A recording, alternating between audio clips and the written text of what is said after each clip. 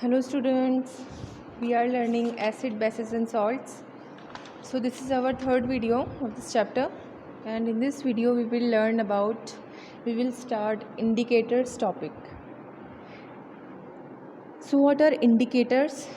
मैंने आपको previous chapters में हम लोग एक आध बार तो एसिड बेसेस ये सब देख ही चुके हैं.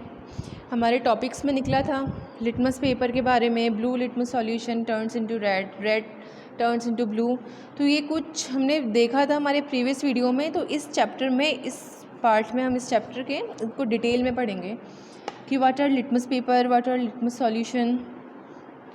Now indicators. Indicators are chemical substances that show a change in color when in contact with acids and bases. अब देखिए indicators कुछ chemical substances होते हैं. These are the chemical substances जो अपने colors में बदलाव ले आते हैं, कलर को चेंज कर लेते हैं जब ये किसी एसिड या बेसिस के कांटेक्ट में आते हैं. इंडिकेटर्स तो ये अपने कलर को चेंज कर लेते हैं. Indicators are widely used in laboratories to determine whether a given substance is an acid और ए बेस. अब जो इंडिकेटर्स होते हैं वो वर्ल्ड वाइड लेबोरेटरीज़ में इस्तेमाल किए जाते हैं, पूरी दुनिया की ही लेबोरेटरीज़ में, हर जगह हर लेबोरेटरी में, ताकि उन्हें ये पता चल सके, जो भी लेबोरेटरीज़ में वर्कर्स हैं उन्हें ये पता चल सके जो उन्हें सब्सटेंस दिया गया है वो एक एसिडिक सब्सटेंस है या बेस है.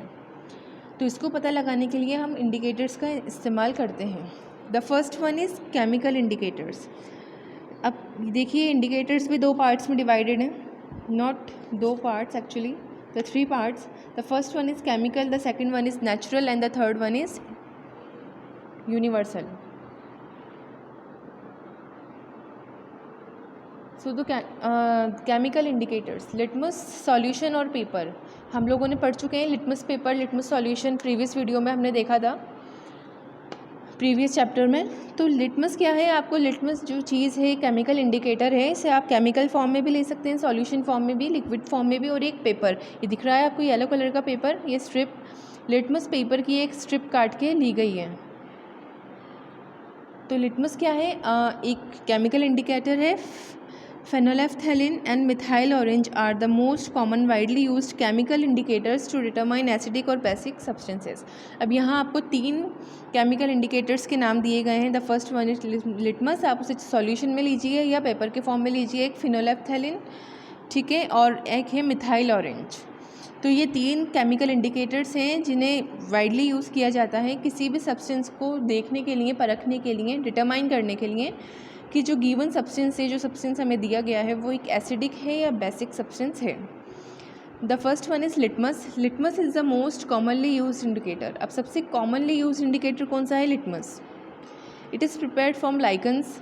It can be use either in the form of solution और स्ट्रिप्स ऑफ पेपर. अब देखिए लाइकन्स क्या होते हैं? लाइकन्स बेटा फंगी और एल्गा से मिलकर बनने वाला जो एक प्रोडक्ट है. प्रोडक्ट तो क्या कहें, एक रिलेशनशिप ऑकर हो जाता है फंगाई और एल्गा में. तो जो बनने वाली चीज़ है उसे लाइकन बोलते हैं. एक सिम्बायोटिक रिलेशन से लाइकन्स पैदा होते हैं.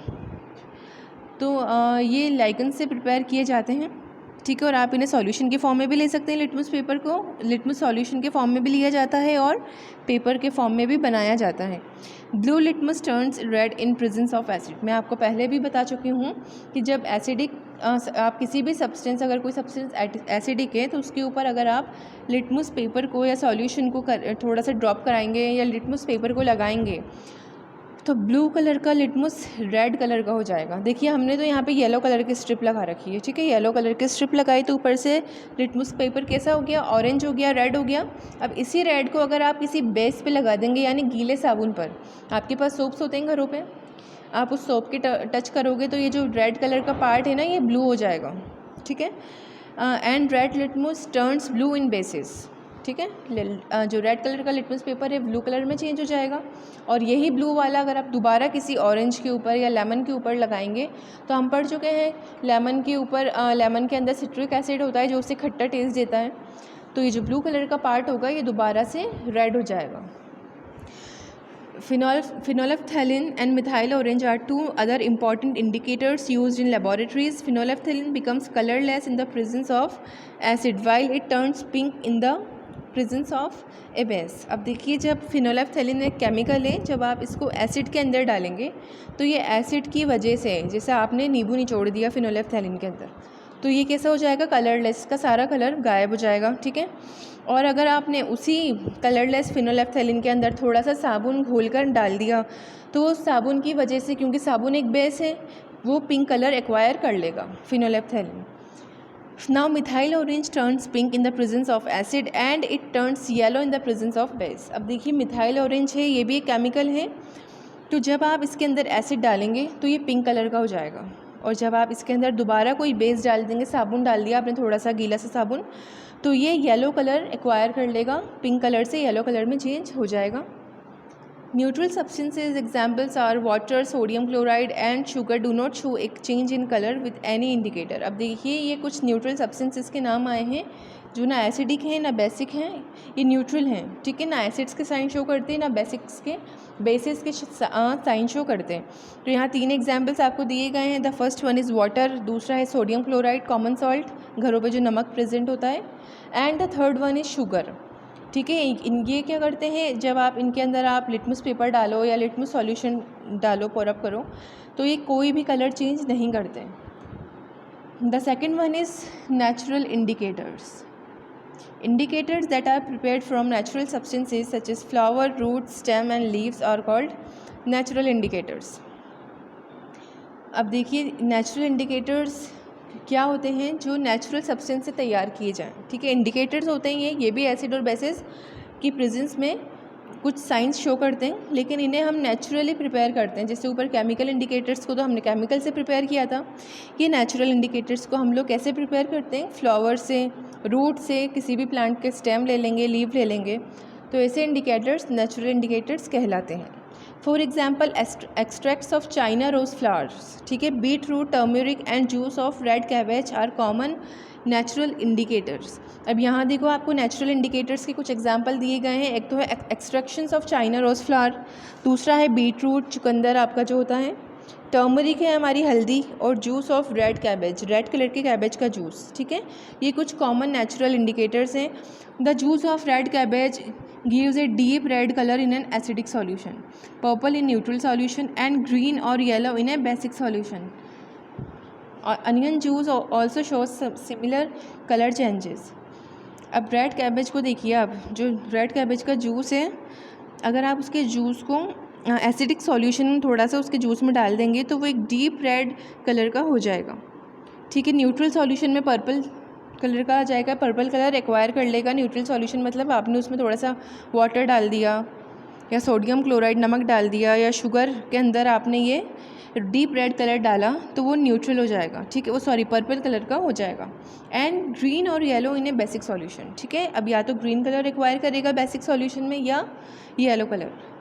Onion juice also shows similar changes. अब आपका जो अनियन जूस है, यानी कि अनियन का जो रस होता है, आप अगर उन्हें भी आपको देखना है कि कोई सॉल्यूशन हमारे पास एसिडिक है या बेसिक है या न्यूट्रल है, तो आप अनियन जूस के अंदर थोड़ा सा इन चीज़ों को डालकर देखिए, तो ये भी अपना कलर चेंज करने लगेगा, बिल्कुल रेड कैबेज के जैसे, बिल्कुल इसके सिमिलर वे में। Now universal indicator. We know that acids and bases can be strong or weak while their solutions could be dilute और concentrated। अब देखिए, हम ये बात जानते हैं कि एसिड और बेसिस को हम स्ट्रॉन्ग भी बना सकते हैं और वीक भी बना सकते हैं। कैसे? पानी मिलाकर। डाइल्यूट तो पानी से ही होता है, पानी एडिशन ऑफ वाटर से ही तो डाइल्यूशन होता है, और कंसनट्रेशन भी।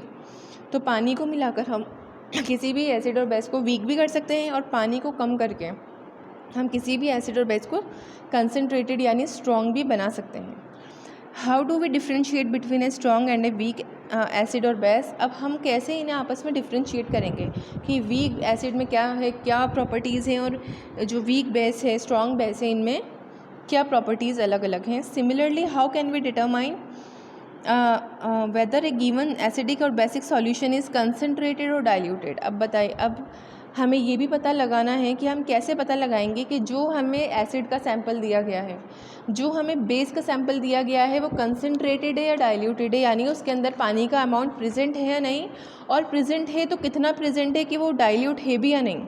मतलब वीक की कैटेगरी में है भी या नहीं। तो हमें ये कैसे पता लगाएं? तो ये हम यूनिवर्सल इंडिकेटर से पता लगा सकते हैं। Scientist have devised an easy method to determine the strength of a given acid. ठीक है, अब हम लोगों ने एक ऐसा डिवाइस साइंटिस्ट ने बनाया है, एक बहुत इजी मेथड मतलब उन्होंने निकाला है किसी भी एसिड की स्ट्रेंथ को पता लगाने का। एसिड हो या बेस हो, इसकी स्ट्रेंथ को पता लगाने के लिए एक कलर चार्ट डेवलप किया गया है। The strength of different acid and bases have been assigned numbers ranging from 1 to 14। अब ये मैं आपको बता चुकी हूँ, इसको pH स्केल भी बोलते हैं। ये मैं आपको पहले भी बता चुकी हूँ कि 7 नंबर जो होता है वो न्यूट्रल का होता है, और 7 से पहले जितने भी नंबर आएंगे वो एसिडिक, और 7 के बाद जो भी नंबर आएंगे वो बेसिक। ठीक है, तो यहाँ से 1 से लेकर 14 तक हमने यहाँ पर नंबर रेंज कर रखे हैं, नंबर अरेंज कर दिए हैं। These numbers are called pH numbers. अब ये जो नंबर्स हैं इन्हें हम pH नंबर बोलते हैं, 1 से लेकर 14 तक। The pH number 1 is assigned to the strongest acid. अब जो pH नंबर 1 है ये स्ट्रॉन्गेस्ट एसिड्स को दिए गए हैं, while the pH number 14 is assigned to the strongest base. अब जो pH नंबर 14 है इन्हें स्ट्रॉन्गेस्ट बेस को दिया जाता है। Consequently pH 7 indicates a neutral substance. अब ये जो बीच में ग्रीन कलर का आपको पार्ट दिख रखा है, लाइट ग्रीन, डार्क ग्रीन, जो ग्रीन कलर का पार्ट है, ये न्यूट्रल सब्सटेंसेस को दिया जाता है। However, the chemical indicators mentioned above can only determine whether a given solution is acidic or basic। अब देखिए, आपको जो ऊपर केमिकल इंडिकेटर्स दिए गए थे वो सिर्फ ये बताते हैं कि जो आपको सब्सटेंस दिया गया है, सॉल्यूशन दिया गया है, वो एसिड है या बेस है, ये नहीं बताते हैं। It can not determine the strength of the acid और बेस। एसिड और बेस की वो स्ट्रेंथ नहीं बता पा रहे, वो तो सिर्फ ये बता रहे हैं आपने सिट्रिक जूस है, नींबू का रस निचोड़ा pH, वो जो येलो कलर का लिटमस पेपर था उस पर, तो वो क्या होगा, येलो कलर रेड हो जाएगा। आपने उसी दोबारा उस रेड वाले पार्ट को गीले साबुन पर लगा दिया तो वो ब्लू हो जाएगा। तो आपको यही तो पता चला ना कि जो नींबू का सॉल्यूशन, जो नींबू का रस हमने निचोड़ा वो एसिड है, क्योंकि वो रेड कर दिया उसने येलो पेपर को, और जो साबुन था वो बेस है, क्योंकि उसने रेड कलर के लिटमस पेपर को ब्लू कर दिया। हमें स्ट्रेंथ थोड़ी पता चली है एसिड की, तो स्ट्रेंथ कैसे पता चलती है? कलर चार्ट से, pH चार्ट से। The relative strength of a solution can be measured using a universal indicator. A universal indicator is a mixture of indicators that gives a different color for different pH values। ठीक है, अब देखिए यहाँ पे ये जो universal indicator है कि बहुत ये केमिकल्स का मिक्सचर है, या बहुत सारे 1-2 इंडिकेटर्स का मिक्सचर है, जो क्या करता है, आप जैसे जैसे उस पर स्ट्रॉन्गेस्ट एसिड, लाइट एसिड, ये सब डालते जाओगे तो ये उसके अकॉर्डिंग अपना कलर चेंज करता जाएगा। बेस ही अगर आप इस इंडिकेटर पे बेस लाएंगे, आप बेस का पता लगाना है कि एक बेस जो है वो कितना स्ट्रॉन्ग है, कितना वीक है, तो उसके अकॉर्डिंग ये अपना कलर चेंज कर लेगा। ये देखिए यहाँ पे कितने सारे कलर्स दे रखे हैं, फर्स्ट का कलर अलग है, सेकंड का अलग, थर्ड का अलग, ऐसे करते करते ये डिफरेंट कलर्स दिए गए हैं। और न्यूट्रल पे हमेशा ग्रीन कलर एक्वायर होगा इस इंडिकेटर में। Universal indicator can be either in the form of liquid form और can be soaked into paper. This paper is called pH paper. अब देखिए, यूनिवर्सल इंडिकेटर या तो लिक्विड फॉर्म में भी हो सकता है सॉल्यूशन में, या एक पेपर जैसा भी हो सकता है, जैसे ऊपर हमने लिटमस पेपर के बारे में पढ़ा था। तो अगर पेपर के फॉर्म में होगा तो हम उसे pH पेपर बोलेंगे। The pH paper is dipped in a solution and the colour obtained is matched against the chart given below to determine the strength of the acid और बेस। अब देखिए, हमारे पास तो पहले से ये यूनिवर्सल इंडिकेटर का चार्ट हमारे पास पहले से मौजूद होना चाहिए होगा। फिर हम लोग क्या करेंगे, pH पेपर को हमें जो भी सॉल्यूशन दिया जाएगा जिसकी हमें स्ट्रेंथ देखनी है, हमें नहीं पता कि वो एसिडिक है या बेस है, ठीक है, पहले हमने पता लगा लिया चलो एसिडिक सॉल्यूशन है, फिर हम क्या करेंगे, उस pH पेपर को उसके अंदर डिप्ट कर देंगे, ठीक है, उसको सोक करेंगे। फिर वो जो pH पेपर है वो अपना कलर चेंज करने लगेगा। फिर जो भी कलर वो एक्वायर करेगा pH पेपर, उसको हम इस चार्ट के अंदर देखेंगे कि वो किससे आन के मैच कर रहा है। तो pH पेपर जिसको हमने सॉल्यूशन में डिप करा था, अगर उसका कलर ऐसा रेड हुआ तो हम समझ जाएंगे कि वो एसिड बहुत स्ट्रॉन्ग है। अगर रेड ऑरेंज हुआ तो देखिए ये भी वीक एसिड की कैटेगरी में आते हैं। ये लेमन जूस, HCl, ये सब क्या है, हमारे स्टमक का डाइल्यूट H2SO4, ये सब क्या है, वीक एसिड है, तो उनकी नंबरिंग यहाँ पर आएगी और कलर भी ऐसा एक्वायर होगा। और अगर सिमिलरली अगर हम स्ट्रॉन्ग बेस लेंगे तो उनका कलर डार्क ब्लू, ये देखिए बिल्कुल पर्पल वॉयलेट, और जैसे लाइट होता जाएगी, वीक बेसेस होते जाएंगे, उनका कलर भी लाइट होता जाएगा। तो ये था हमारा यूनिवर्सल इंडिकेटर और एक पीएच पेपर कि पीएच पेपर कैसे वर्क करता है। यूनिवर्सल इंडिकेटर तो एक चार्ट है, ठीक है, और पीएच पेपर क्या है, पीएच पेपर इसको हम लोग क्या करते हैं, एसिड या बेस जो भी हमारे पास सॉल्यूशन दिया गया है उसके अंदर डिप करके देखते हैं, जो भी कलर वो एक्वायर करेगा उसे इस चार्ट से कंपेयर करेंगे और जो कलर भी उससे मैच कर जाएगा हम समझ जाएंगे कि उसकी नंबरिंग उतनी ही है उस एसिड और बेस की जो भी हमें सॉल्यूशन दिया गया है। तो एक बहुत सिंपल सा मेथड है ये। आई होप आपके ये समझ में आया होगा ये मेथड।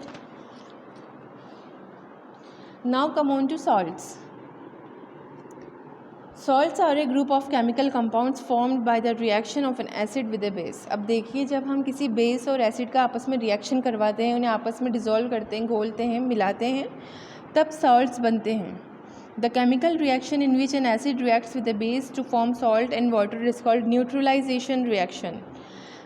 उस ऐसी केमिकल रिएक्शन जहाँ एसिड और बेसिस आपस में रिएक्ट करके सॉल्ट और पानी बनाते हैं, उस रिएक्शन को हम न्यूट्रलाइजेशन रिएक्शन कहते हैं।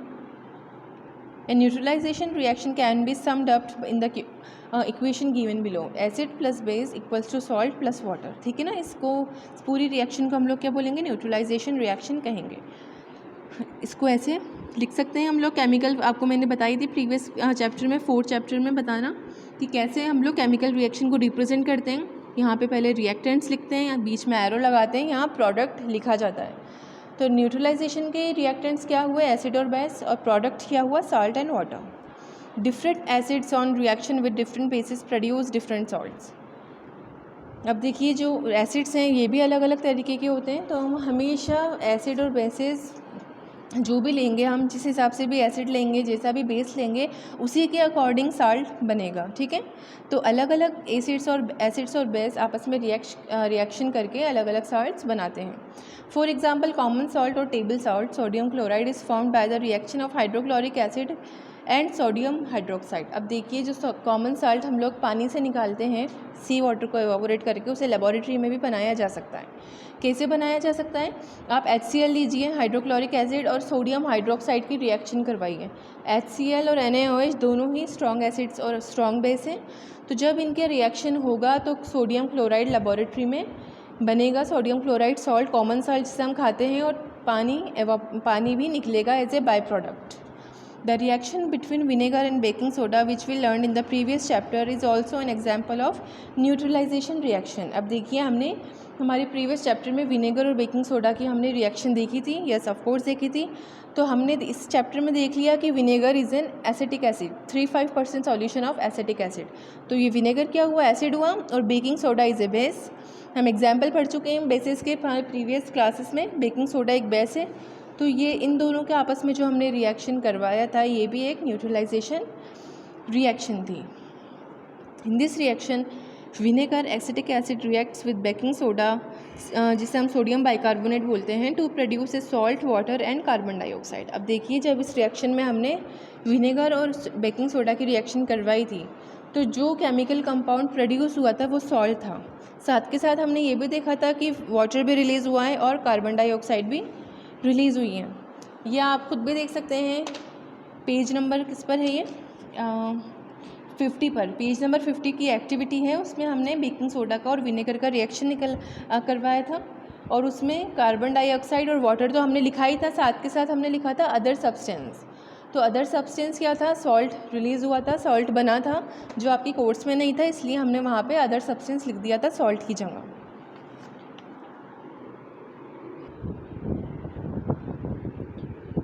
The reaction between salts can be classified into acidic, basic और neutral salts।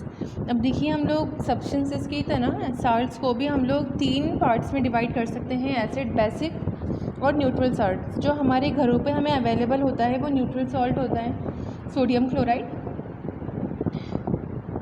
The first one is acidic salts are formed when the strong acids react with a weak base। अब देखिए acidic salts तब बनते हैं जब हम reaction करवाते वक्त एसिड तो स्ट्रॉन्ग लें और बेस पार्ट जो ले रहे हैं वो वीक बेस हम लोग लें, तब एसिडिक सॉल्ट्स बनते हैं। These salts show a pH less than 7 and show characteristics of weak acids। Example, ammonium nitrate। अब देखिए जो ये सॉल्ट्स बनते हैं जब हम लोग स्ट्रॉन्ग एसिड और वीक बेस का आपस में रिएक्शन करवाते हैं तो उन सॉल्ट्स का जो pH नंबर होता है वो 7 से कम होता है और उनके जो कैरेक्टरिस्टिक्स होते हैं वो वीक एसिड्स के होते हैं। और यहाँ एक एग्जांपल आया है ammonium nitrate. The second one is basic salts are formed when a strong base reacts with a weak acid. जब हम लोग एक स्ट्रॉन्ग बेस की रिएक्शन एक वीक एसिड से करवाएं तब बेसिक सॉल्ट्स फॉर्म होते हैं। These salts show a pH more than 7 and show characteristics of a weak base. Example baking soda and washing soda. अब देखिए ऐसे बेकिंग सोडा और वॉशिंग सोडा को हम लोग केमिकली ऐसे प्रिपेयर करते हैं, एक स्ट्रॉन्ग बेस लेते हैं और वीक एसिड और उनसे बेकिंग सोडा और वॉशिंग सोडा बनता है। अब आप ऊपर देख सकते हैं इनके सोडियम बाइकार्बोनेट बोलते हैं बेकिंग सोडा को, तो यहाँ पर आता है ये सोडियम बाइकार्बोनेट 7 से ज़्यादा होता है और वीक बेसिस के साइन शो करते हैं, कैरेक्टरिस्टिक्स शो करते हैं। तो 7 के बाद आया 8, 9, 10, 11, ये वीक बेसिस होते हैं। जैसे जैसे आगे नंबर बढ़ते जाएंगे 14 तक जो बेसिस हैं वो स्ट्रॉन्ग होते जाएंगे। देखिए यहाँ पे 12, 13, 14 सबसे स्ट्रॉन्ग बेसिस के नंबर्स हैं। Neutral salts are formed when a strong acids react with a strong base. अब देखिए जब हम एक स्ट्रॉन्ग एसिड यानी HCl हुआ, सल्फ्यूरिक एसिड हुआ, नाइट्रिक एसिड हुआ, इनका रिएक्शन हम स्ट्रॉन्ग बेस के साथ करवाएं तब न्यूट्रल सॉल्ट्स बनते हैं। These salts show a pH of 7 and have neither acidic और nor basic characteristics. Example sodium chloride. अब ऐसे जो सॉल्ट्स होते हैं उनका pH नंबर 7 होता है, ना ही वो एसिडिक कैरेक्टर शो करते, ना ही वो बेसिक कैरेक्टर्स शो करते। और इनका एग्जांपल है सोडियम क्लोराइड, कॉमन सॉल्ट, ठीक है, जिसे आप खा सकते हैं। ये लेबोरेटरी में भी प्रिपेयर किया जाता है। सो इस वीडियो में इतना ही। नेक्स्ट वीडियो में हम लोग देखेंगे neutralisation reaction in everyday life.